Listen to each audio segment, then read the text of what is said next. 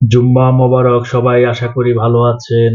আজকে একটা জিনিস শেয়ার করব, সেটা হলো আমাদের যে নিরাপত্তার কাজে নিয়োজিত বিভিন্ন অ্যাপার্টমেন্ট হাউস বলেন, এটিএম বুথ বলেন, ব্যাংকের, শপিং মল, যত জায়গায় বেসরকারি নিরাপত্তা কর্মীরা বা যেই হোক সিকিউরিটি গার্ড গুলো রয়েছে, ওনাদের জুমার নামাজটা পড়া হয় না।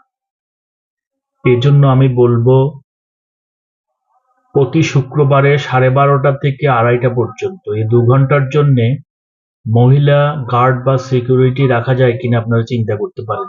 2 ঘন্টায় মাসে 4 দিন যদি ডিউটি করে অ্যাটবেস্ট 1500 থেকে 2000 দিলেই সিকিউরিটি কোম্পানিগুলো থেকে মহিলা সিকিউরিটি পেতে পারেন, বা মহিলা সিকিউরিটি রাখার ব্যবস্থা 2 ঘন্টার জন্য শুক্রবারে কোনো ব্যাপার না। কারণ শুক্রবারের নামাজটা আসলে মিস করা কেমন হয়ে যায়। অন্যান্য সময় ভাগাভাগি করে বা সিকিউরিটি একটু গেটের পাশে হলেও নামাজটা পড়ে নিতে পারে যারা মুসলমান আছে। আর বিধর্মী যারা সিকিউরিটি আছে ওদের জন্য সমস্যা হয় না।